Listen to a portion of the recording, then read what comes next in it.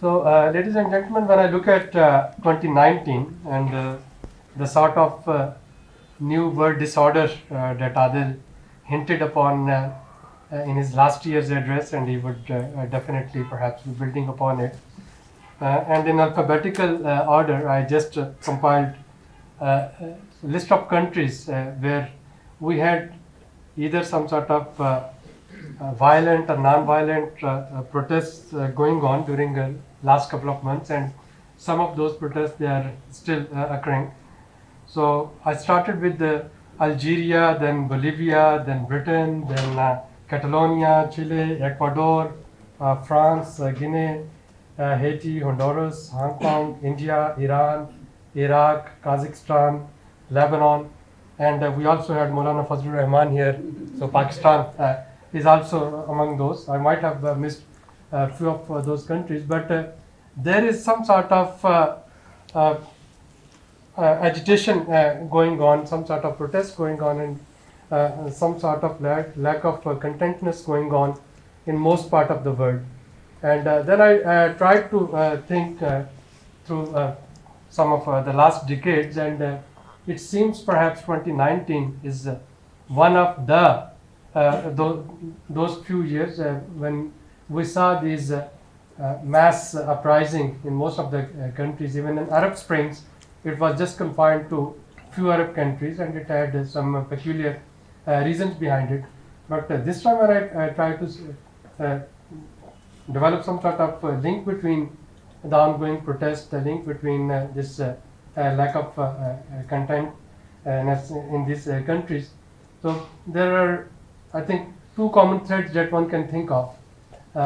One perhaps is economic issues, second governance or lack of governance coupled with corruption and other issues.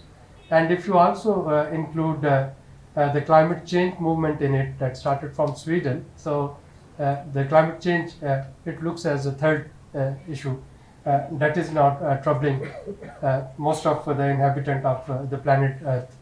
Now entering in 2020 and some of the questions that I can think of, and I hope Adil would be addressing some of those.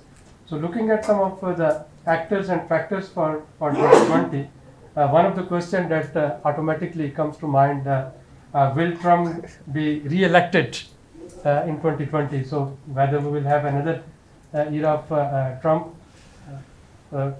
Then, of course, if Trump gets re-elected or if it doesn't, will China-US trade war, it would come to an end in 2020 or it would further aggravate? Then comes a question, will Great Britain remain great after Brexit? Will it be confined to Great England? Will it be a Great Britain? Again, this is some sort of new disorder. Will Europe be relaunched? So can we see another after the Brexit? So what sort of Europe one can see? Can we foresee some more contenders who want to leave the Union, or it would come as a greater force? Then over next door, will there be peace in Gulf Pennsylvania? So especially some sort of easing off between Saudi Arabia, UAE and Iran, Saudi Arabia, UAE and Qatar. Will Latin American turmoil escalate, or it would calm down? And also a subject on which both Adil and I we used to work in our childhood, Adil, fate of WTO after dysfunctional appellate body. So as you know, on 11th of December 2019, WTO's appellate body, now it has become dysfunctional, and that was the WTO's major teeth. So now with this dysfunctional appellate body, what would be the fate of multilateral trading system and the fate of climate negotiation after COP25? So what would happen to in Glasgow in COP26? Either we are going with the same ambition, or there would be some sort of mellowing of our climate ambitions. So all of this, and then finally, how would all these things they would affect Pakistan? So Pakistan, of course, living in this globalized regime where we, of course, take pride on our geostrategic location, but this geostrategic location also become at times part of problem when we see that in our surroundings and in our neighborhood, so much of turmoils are going on, be they in the Gulf or with our eastern neighbor or in our western neighbor, the rise of China and all other things. So these are some of the questions which automatically come when we are talking of 2020 and when we are talking of new world disorder. And I just tried to compile this backup envelope inventory of the things that we need to be mindful in 2020. But I know Adil has a lot more in his menu, so perhaps I will not be any obstacle between you and Adil's lecture. So Adil, the floor is with you for next 45 minutes, and then we'll have an hour dedicated for questions and answers. Wonderful. We'll conclude at 5. Wonderful. Thank you. Thank you, Abid. As always, it's a great pleasure to be. I don't know how many non-Urdu speakers are in the room. There are some. So I'll try to stick to English, and if I break, my apologies. Hopefully it will still be understandable. It's always a great pleasure to be back in at SDPI. I was trying to calculate this morning how many times I have spoken at SDPI. So at least 25 to hai. I do not think there has been a year in SDPI's history that I haven't had the pleasure of speaking, and many years, multiple times. So I don't know how close I am to a 50, but I certainly am past the 25. But more than that, this has now become an annual tradition that in the beginning of the year, just because I happen to be here, I've been giving these talks here. And the one I want to show you and is in fact what we in academia called work in progress. Iski kahani jo hai actually very interesting. It goes back to Abid. So there are some who have seen some of this before. Every year I come and I don't change my argument, it evolves and it grows, and you will see some of the same things, but I hope you will also see that as the world changes, so does the argument. This particular conversation started in this room in 2017, right after Trump को America ने elect किया था. ये ऐसे बगैर बात नहीं किया जा सकती है अभी भी. So Abid had asked me to speak on that, and I made we spoke here. It was a wonderful conversation that led to an article that I published, which was called The New World Disorder, which has been quite well received. In fact, my article was published in 2017. Shashi Tahur just came out with a book called by the same title. And then I came again the next year, and by that time the world was evolving, so I took that piece and I expanded it to where the world was, and then I did that again last year around this same date in January. And this year again, given that the world keeps turning, I have, Salaam Dr. Sir, didn't see you. So I've tried to sort of move forward with that. And as the world moves, so does the argument. And I keep coming here, making changes, then going out to the world and presenting this elsewhere, and getting credit for the ideas I get from this room, which is in fact true. So I wanted to say that because I did want to contextualize. I want to take hopefully less than 45 minutes presenting a big picture. I see a number of people who've heard some of this before, but the majority haven't. So I will repeat some of those arguments. And the question, as Abid pointed out, is really कि हो क्या रहा है? So I want to start with 3 questions I want us to think about. I promise not to answer any of them, because if I do, then बात करने को बचेगा क्या? The first question is the really big question that's on everyone's mind. What the hell is going on? And I say that not by way of trying to be funny, but I think it is in fact a profound moment, and this really is my major question.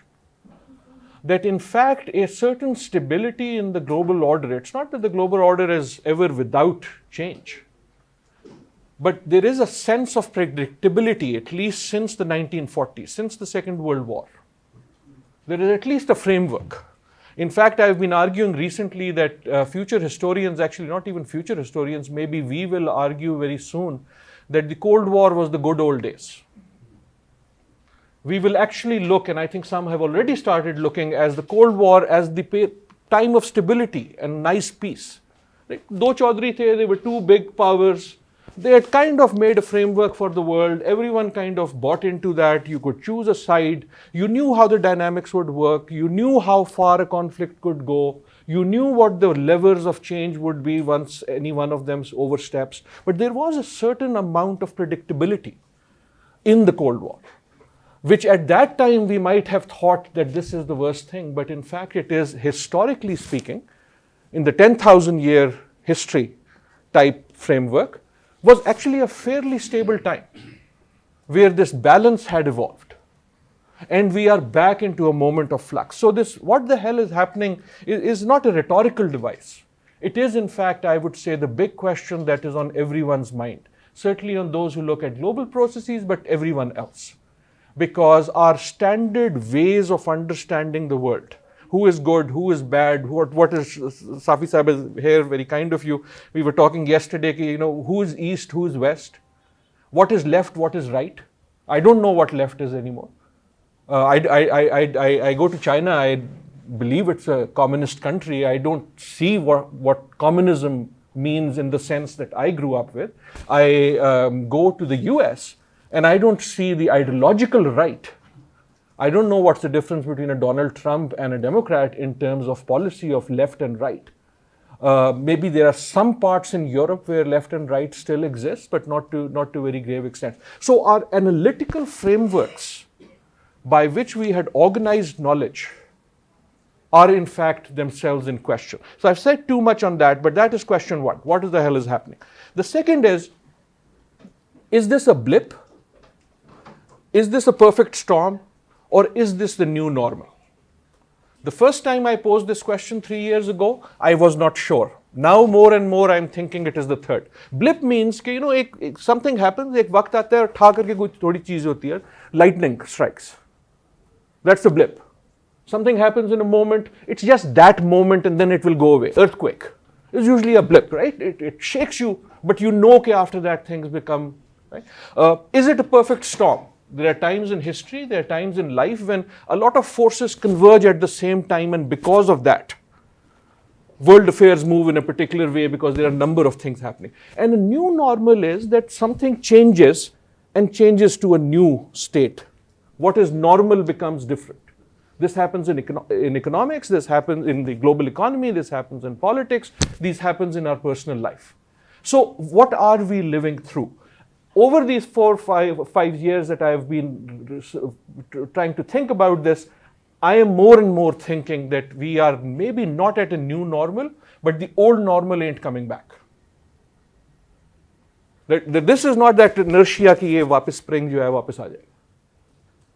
The new normal may not be there, but the old normal is not likely to come back. It's not as if this is going to go away and we will go back to whatever the good or bad old days were. And finally, while we cannot predict, I want to be very careful. Safi Sahib, ये हमारी कल वाली बात का भी यही मेरा मसला है कि none of this is a prediction, right? I am not in the business of making predictions, but we are all in the business of understanding from the past to think about the future mostly in terms of what we can do in the present. Right? The idea of thinking about the future is not that हम नजूमी हैं, but that so that we can do something in the present. So those are three big questions I want you to keep in your mind, and then I want to rush through. Essentially, what I want to do here is to tell you a story. And it is a story that I want to make this argument to update a story that is not yet complete, as I said, and to tell it in big pictures and large fonts. Because if there are big pictures on the screen, people think you know something. So I will use as big pictures as I can. I hope people can pick the pictures because they're better looking than me. So if you can't, I'll move. And this is the picture that all of this started with, right? Note कि वो हाथ किस सोच रहा है कि हाथ मैंने मिलाना किससे है. But this is the big argument. Right? So I'll be academic for a minute. This is the academic conceptual argument that this started with. And this is as true for Pakistan as anywhere else. And the argument, Dr. Saab, I've been making is, this is not about good people or bad people or smart people or not smart people being elected. This is about a new politics of anti-politics. that all across the world and in this country, what we are seeing is a politics of anti-politics. What do I mean by politics of anti-politics? All of us in this room, over the last 20 years, scholars, analysts, civil society, economists, journalists, have colluded in making politics a dirty word. अगर मैं आपसे कहूं कि जी आप तो political बात कर रहे हैं, that's not a compliment. If I say to someone, यार वो तो politician है, that's not something you say to appease someone. And we are all culprits here. And all across the world. Politics has become not just a dirty business, but a dirty word, which is a very strange thing, because this word came as just about the purest form of human service that you could think. So when Aristotle talks about the polis, right, that's where the greatest of humanity happens. People come together to do politics, meaning we come together to work collectively for the collective good.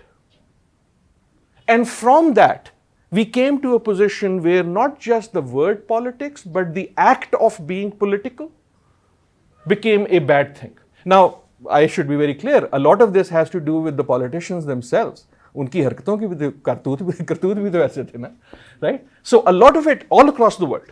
But here is the thing, all across the world, you will see politicians arguing. Whether it's in this country, it's in India, it's in the UK, it's in the US. The way to win in politics is to say, I am not a politician. आप आज जाके अखबार उठा के any place in the world you look at it, whoever wants to win at politician will say, मैं तो political नहीं हूँ. I don't do this. I am unrepresentative. I am not like Donald Trump calls it, I will clean the swamp. Right? Even those, and the ones who say this the most are the ones who do the politics for the longest time as an activity. Right? So those who have worked in Washington, for example, for 30 years will still project themselves as the outsider. Because being the insider is itself considered. And again, I say this is not just our fault, this is mostly the politicians' own action speaking. And that gives you this politics of unpolitics, where the way to success in politics is to demonstrate that you are not a normal, usual politician. And you can look at elections all over the world, local or national, and you will see people winning on this argument, which is very interesting. In America, mein phir election ho rahi hai. Again, you look at the Democratic side, it's the same thing. What is the worst thing you can say about a politician? They've always been a politician. So it is like saying that I have heart disease, but because some heart doctors haven't been good at their work, I will go to a plumber to get it fixed because usne kabhi heart operation mein fail nahi hua. Right? Which is true, statistically true. Right? And we see this winning. Now, this is not a Trump argument, right? I put the Trump picture, but you see this all across the world. You have seen this most recently with our friend in the UK, right? आपने तो P पे शुरू खत्म कर दिया था. You can go to United States, right? Zimbabwe this year. So you can see there, Ukraine just elected Zelensky, who before being elected was a comedian, which might be a very good idea. We elected a cricketer, right? This is not to say that a cricketer or a comedian can't be good at politics. But what I'm saying is that it has become a badge of honor not to be in politics, and that is not good for society. Because if you exclude those who have learned from experience or could possibly have learned from experience, then the only ones who will remain are those who do not have an experience. And that which used to be a negative has now become a positive. Now, this is not about people you like or not like. Because I usually present this in the US, I always make sure to put this picture. Because the poster child of the politics of unpolitics is not Donald Trump, it was Barack Obama. Right? ये तब्दीली हमने नहीं याद की थी. तब्दीली हमसे पहले, the whole campaign of Barack Obama was कि तब्दीली आ गई है. So this idea of change is not a new one. So that is the first conceptual marker. I won't spend this much time on the others, because there is a politics of unpolitics. It is more than an politics of unpolitics. It is the politics of strong men.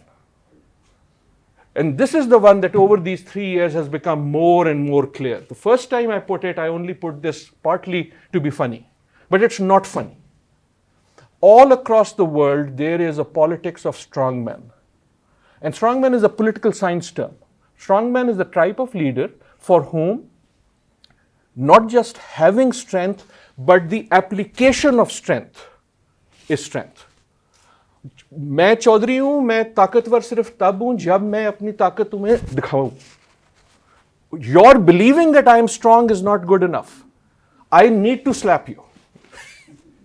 Right? And again, throughout history, you've had strongmen. You know, in our area, every time a new king would come, what is the first thing you do? एक छोटी मोटी जंग करनी जरूरी है. मेरे इलाके में से कहते हैं काम मारना. You have to sort of go and demonstrate strength so that everyone knows that you can do it. Now, over the last 70 years, since at least the Second World War, the argument had set in. Strength came from Dr. Saab's work. That real strength came from the economy. I'm arguing, Dr. Saab, that that may no longer be as true. Strength may still come from economic clout. But more and more you have leaders who are saying that I have to somehow demonstrate my strength somehow.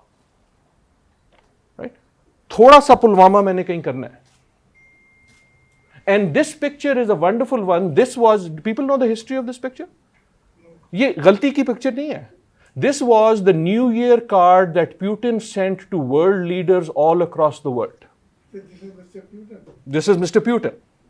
This was the picture on a New Year card he sends to everyone. कि मैं आ गया.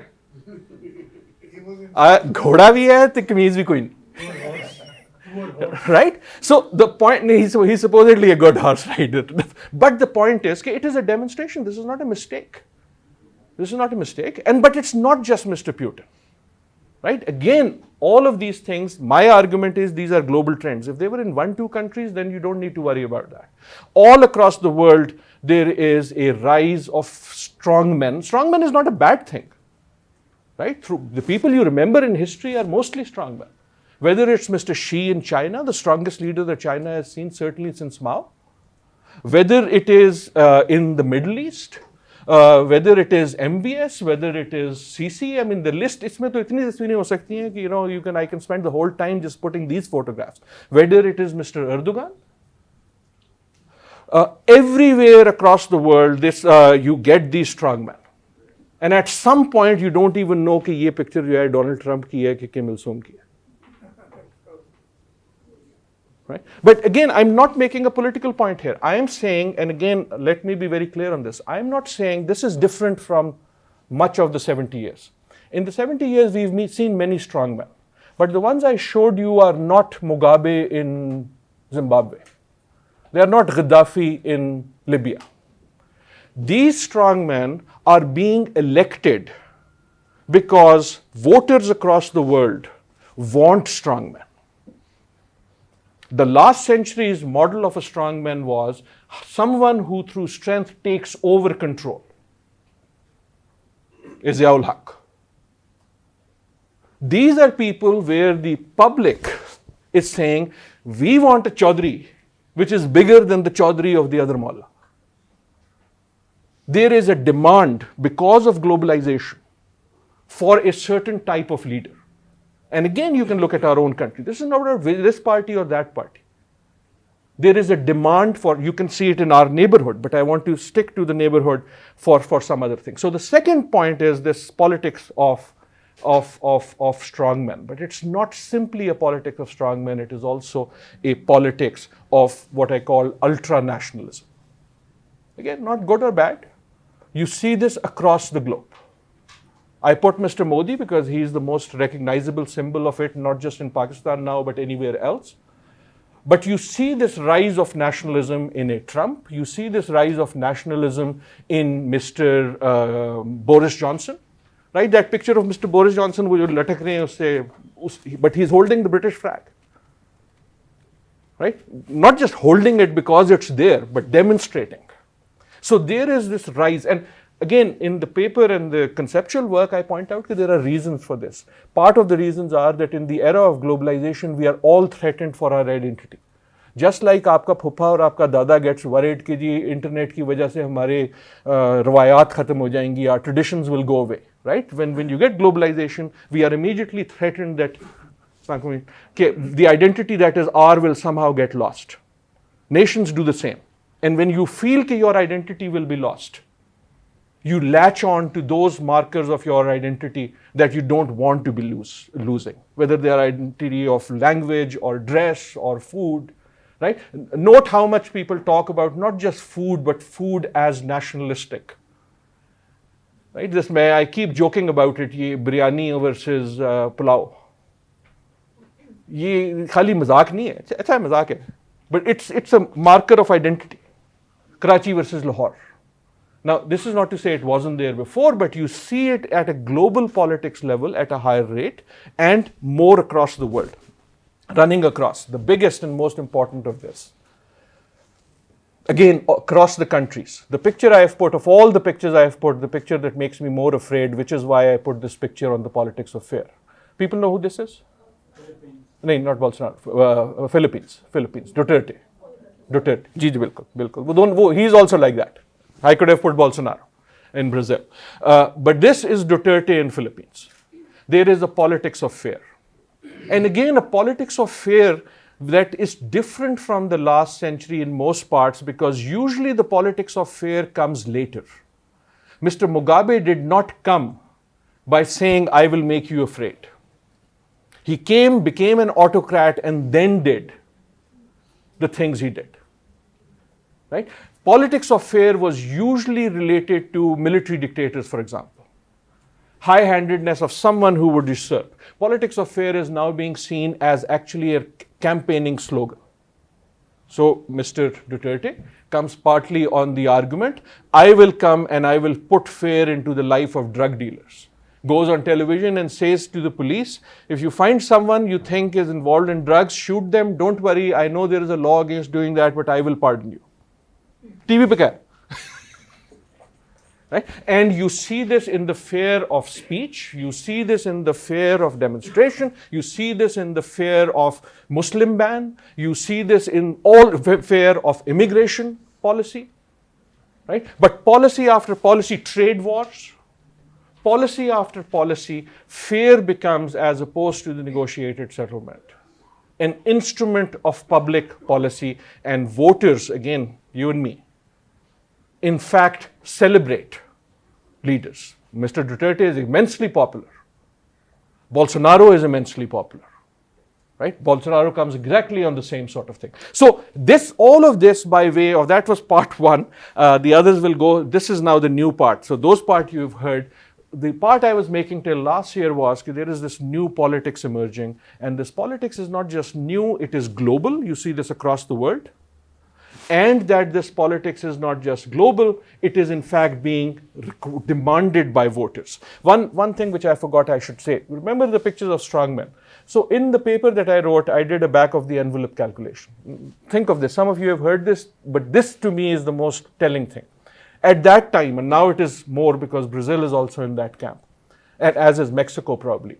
Think of this. By my calculation, 1/2 of the world's people, 2/3 of the world's economy, and 3/4 of the world's military. आधी आबादी दुनिया की, 2/3 economy, और 3/4 military is today under the control of what I am calling strongmen. This, I would argue, we have not seen in the long shadow of history for at least about 100 years. I'll come back to that. This concentration of that many.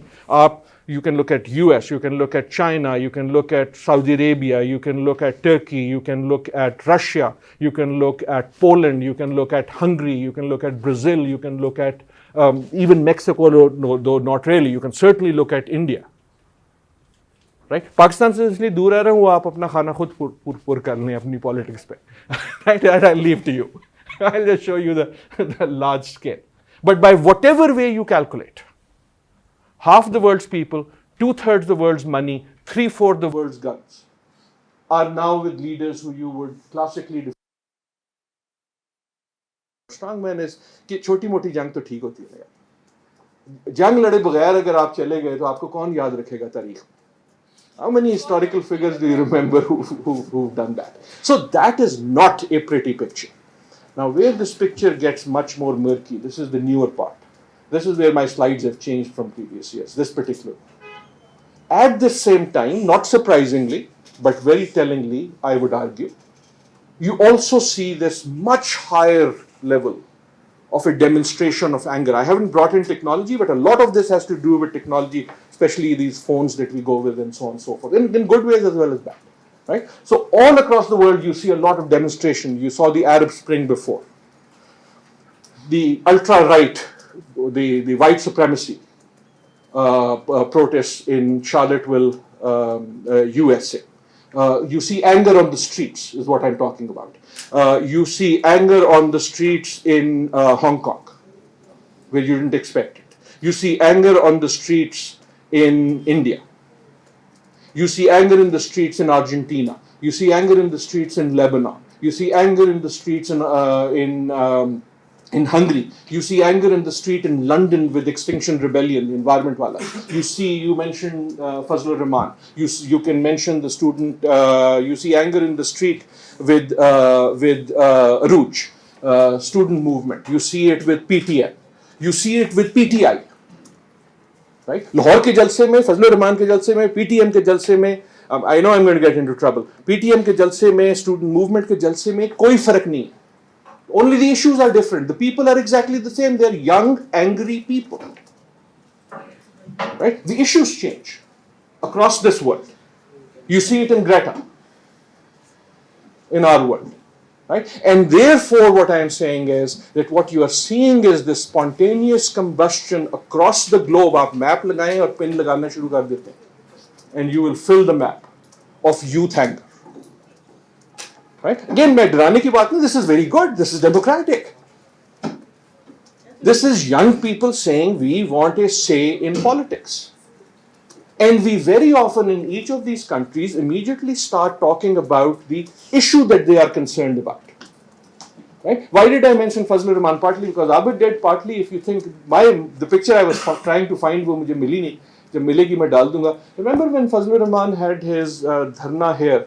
My favorite picture was of these young people who were playing cricket or on those jhulas. Right? And people found it funny. I didn't find it funny at all. यार दाढ़ी है लेकिन हैं तो बच्चे ना. They're exactly the same people who in the PTI dharna were doing the dancing. They were doing not dancing or playing on the jhula. They were doing what young people do, trying to enjoy themselves. You look at Hong Kong, you look at Chile, you look at Argentina, you look at Lebanon, you look at Iraq last week. Again, you see young people again and again. Right? And this is that clash on the one hand of a rising demand for authoritarian, ultra-nationalistic, strongman leadership, but then also released partly by technology and partly by demography. This desire amongst young people for what? The issues leave them for aside for a minute. For having a greater say in that polity. Right? वो मांग क्या रहे? You can say कि वो यहाँ ये मांग रहे हैं, वहाँ वो मांग रहे हैं. I mean, you have that many young people, they will ask for 20 different things. But if you look for the common denominator, it is voice and say. And voice and say in the age of technology, the demand goes up.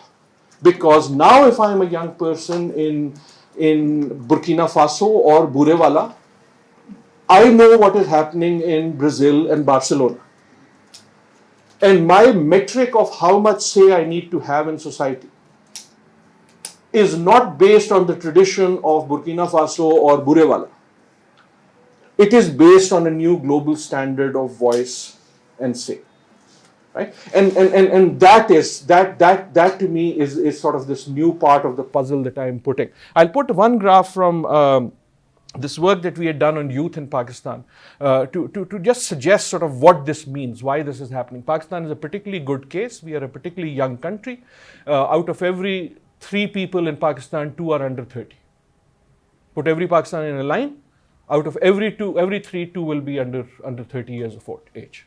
I've mentioned this many times. People have heard this from me. Every election, not just the last election, every election between now and 2045 in Pakistan will be decided by voters who will be voting for the first time.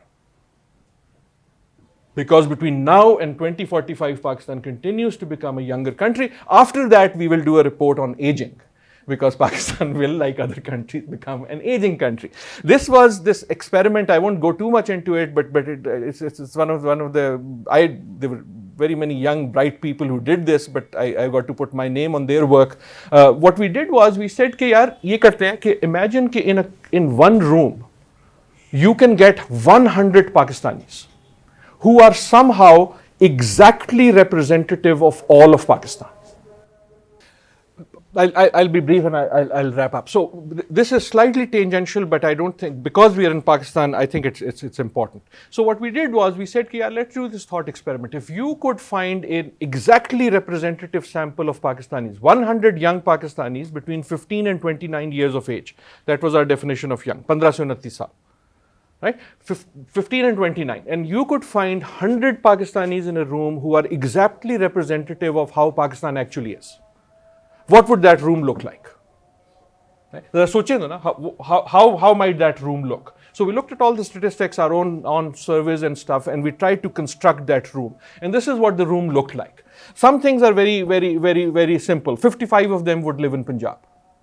That everyone would guess. What most people won't guess is only 4 of them will live in Balochistan. Right? Demography का है, इसमें कोई ज़्यादा शाती की बात नहीं है. That's how the demography is. 100 Pakistanis होंगे, उसमें से 4 सिर्फ बलूचिस्तान से होंगे. 4 will be from all of FATA and AJK and Gilgit. Only 15 will speak Urdu as their first language. Right? So these are simple. The more interesting thing is कि उसमें elite कौन होगा? Right? We think of elite and we think immediately of these the people. I was presenting this a lot in colleges and schools in Pakistan, and I would tell them कि यार अगर आप 12 जमात पास हो ना पाकिस्तान में, if you're 12 years of education, you are elite. Why do I say you are elite at 12? Out of 100 young Pakistanis, only 6 would have 12 years of education or more. Wouldn't 6% be elite? Only 6% will have 12 years of education. If you have 12 years of education, whether you are elite or not, you are responsible. You have a responsibility because the country has given you the type of resources that the other 94 did not get. Now, some of this is 15 to 29, so some of them would be right at that cusp that they wouldn't have gotten to 12, but not by much. Now, where it gets more interesting with some of the other things, the ability to be young, जो मैं कह रहा हूँ this youth anger, the ability to be young, we have deprived our young of the ability to be young. You know, young होने का मतलब क्या है? Young होने का मतलब ये है to be able to do those things that your parents don't want you to do. हम भी कभी जवान थे यार, ऐसा तो नहीं है ना. Though that ability is systematically taken away. And when you take that away, अगर आप कहीं और entertain नहीं होंगे तो फिर आप जलसे पे जाके डांस करेंगे या जलसे पे जाके झूले लेंगे, क्योंकि झूला आपके ना स्कूल में था और डांस की इजाजत घर पे थी. Right? So the politics we develop will be developed. इसमें कोई गिदड़ सिंगी तो नहीं है. This is fairly understandable. I'm not making this up. If you are young in Pakistan, what that means is only 6 of you. ये इधर बैठे हुए ये कहते हैं कि पिछले साल आपने 31 किताबें पढ़ी हैं जी. 41 मुबारक हो आपको. ट्वीट करके कह रहे थे कि 41.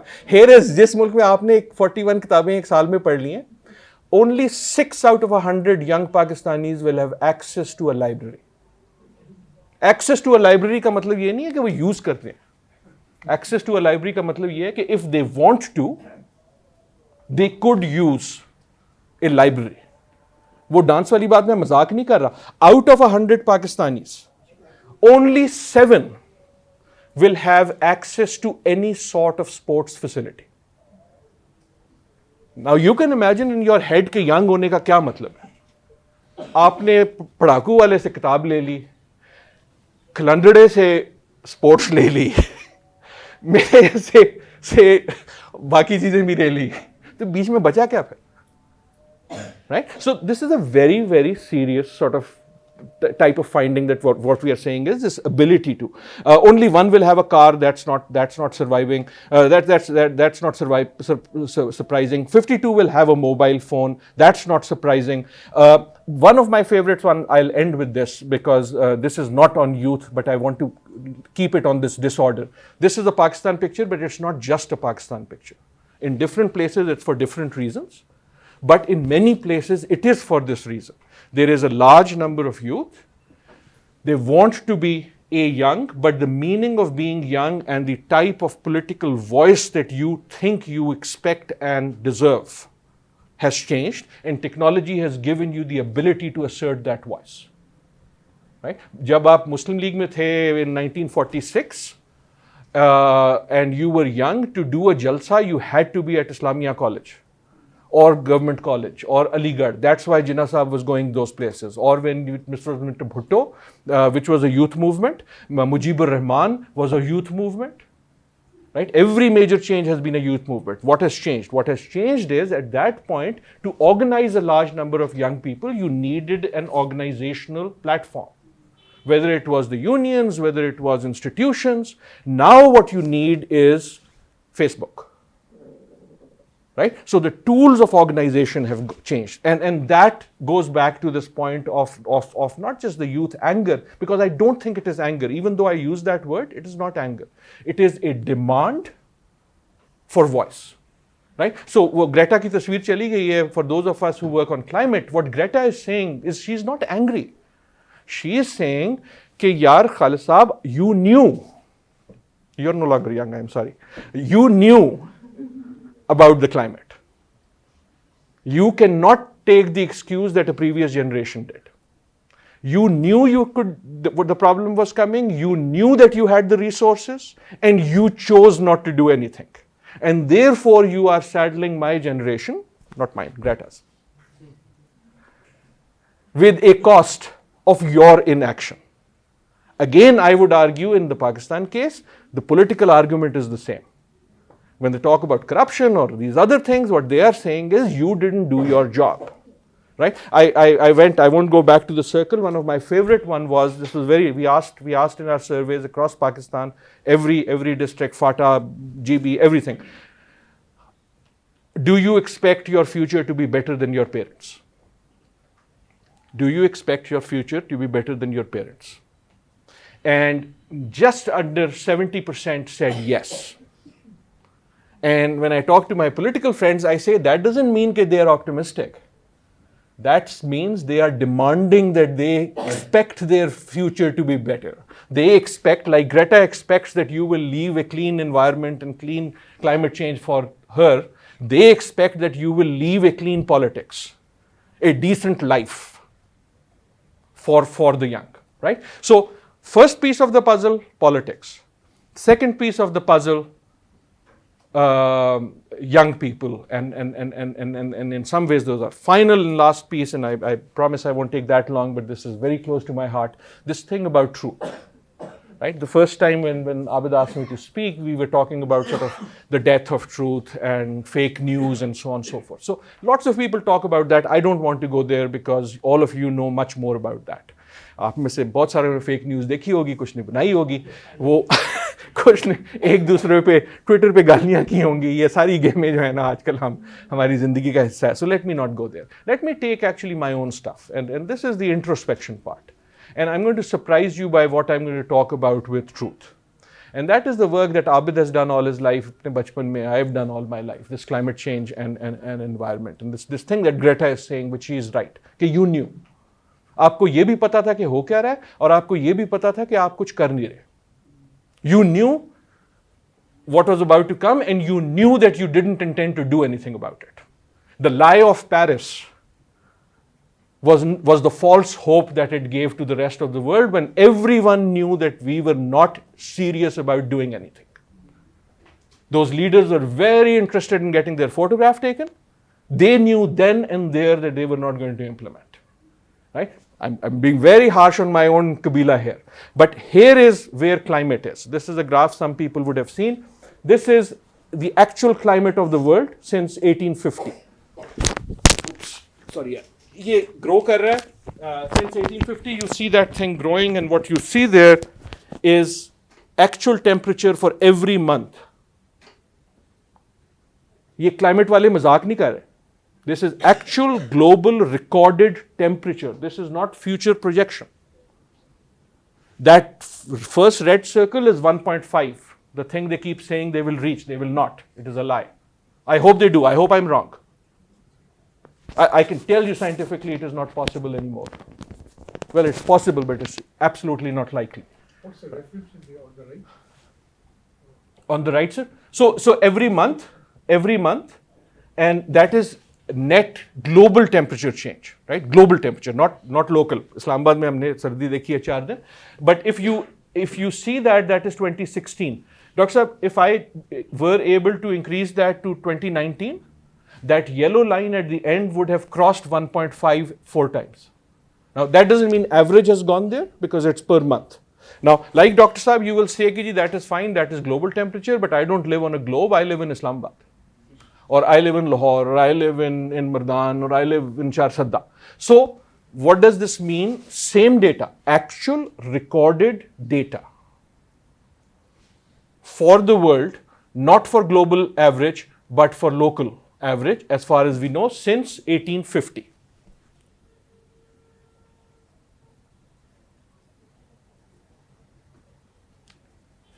Yellow is decent, red is bad. 1955, 1957, 1964, 1969, 73, 78, 81, 84, 92, 96. That's where we are. So, the point I make, especially with my environment friends, is let's stop making this lie that climate is a future issue. There should be a law against anyone talking about climate as if it's a future issue. It's happening, and it's happening now. If you don't know it's happening, then you should have seen जिसको हम fog अभी तक कह रहे हैं अपनी, ये भी हमारी शायरी है. हम smog को fog कहते हैं. हालांकि इसमें तो काफी अभी एक ही है. लेकिन दिल खुश रखते हैं हम कि नहीं यार, बड़ी वो poetic है, romantic है. There is nothing romantic about smog. It's a bunch of poison mixed into the air.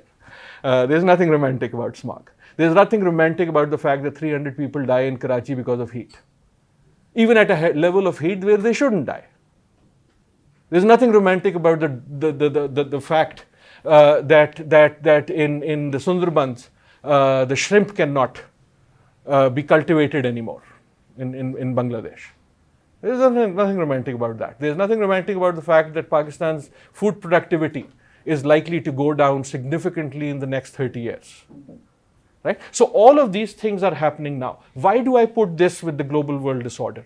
In some ways, why am I not talking about fake news and I'm talking about this thing? The reason I'm talking about this thing, and this is going to be my last point, is in a way, because I work on climate change, I've now come to see it as the canary in this mine shaft. We should have caught this. Abid yaar, aapko aur mujhe pata tha ki ye nahi hone wala. And we kept quiet. Because we were also part of that system. Right? Every year we would go to this global conference and come back hoping कि बड़ी अच्छी हो जाएगी. Right? अभी तक आप सोच रहे हैं कि ग्लासगो में कुछ हो जाएगा तो मुझे प्लीज जगा दीजिएगा. Wake me up if it happens. I still want to believe in that hope. But this line between truth and fake that has been crossed has partly been crossed, I think, because of the false narratives of hope that many of us so-called experts have also indulged in. Right? I'm not saying कि हम बुरे लोग नहीं थे. हम बुरे लोग नहीं हैं. मैं कसम खा के कह सकता हूँ बुरे लोग नहीं हैं. This was not on purpose. But we do this with economic indicators every year. अगले साल ग्रोथ ऐसी होगी. हमें पता है नहीं होगी यार. अब इसकी प्राइस ठीक हो जाएगी. यार नहीं होगी.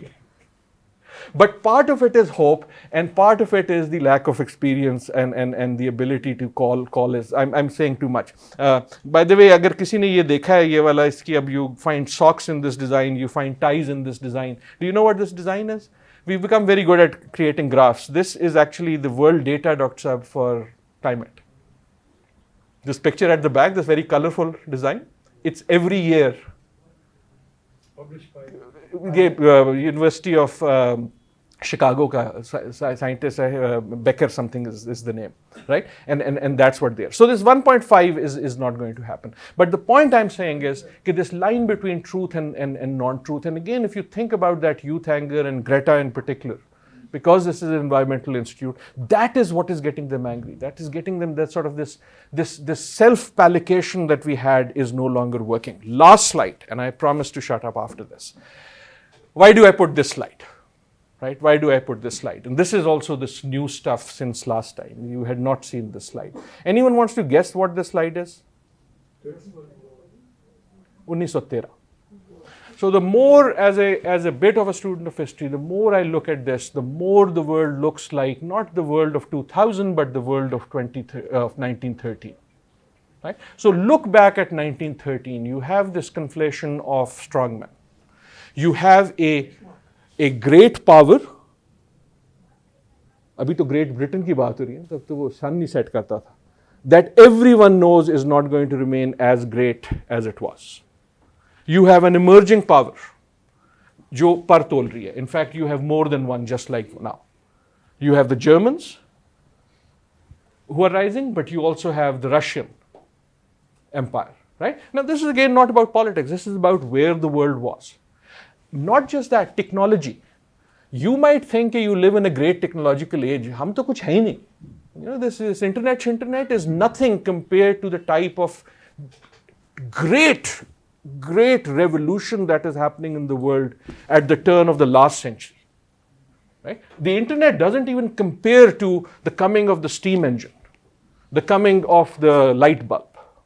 The type of social forces are unleashed, the type of ideas it unleashed. Marx is talking, Nietzsche is talking, Freud is talking about. So what I'm talking about is just like today, you actually have this very बड़ी ज़बरदस्त feeling होती है कि there is great knowledge and advance happening, right? And so when great technological change happens, great intellectual advance happens, that gives people new ideas.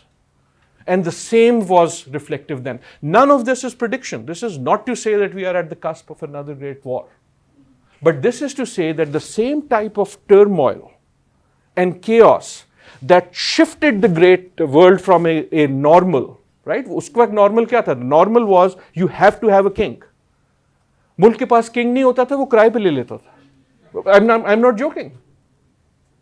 European countries would go to another country and say, we need a king, you know, can we merge? We'll make one king for two countries. The Americans actually talked about that, how can we run without a king? Right? What was normal was colonies. Democracy was not normal. So there was this great turmoil of ideas that was happening, and more I read about it, the more I think about it. There's this great book by actually a former colleague of mine, he died recently, David Fromkin, called The Last Summer in Europe. Right? In The Last Summer in Europe, David Fromkin writes about the summer of 2014, and he says that that was Europe ki aakhri garmiya, when everyone was on vacation. And he says it's a book about who started World War I. And his argument is no one started World War I. World War I had to happen. It was just waiting for a reason to happen. That reason came from a certain shooting, but it could have come from somewhere else. And if I look at the world today, I'm not talking about war, it seems that something is waiting to happen. Something big is waiting to happen. Where it will come from, how it will come, I do not know. But there is a sense anywhere, kuch hona la. Kuch na kuch hona la. And part of that is this question of democracy, the other great idea. The great idea of the last century wasn't the free market. The great idea of the last year was this experiment with democracy. I put democracy not because I do think it is a good thing. I do think it is a good thing. So in Pakistan, this is a dangerous argument because you suddenly start sounding as if aap keh rahe ho ki koi amriyat shamriyat aa jaye. That's not what I'm saying. What I'm saying is that we may be reaching the limits of democracy as we organized it. Right? That's what these young people are saying. Because our democracy was a Plato democracy, an Aristotle democracy, rather than the democracy of the internet age, rather than the democracy of a WhatsApp world, rather than a democracy where people are demanding much more voice. I do not know. And that's the idea I want to end on. Thank you very much, Ji. I'm very, very sorry for taking so long, but I hope it was of some use.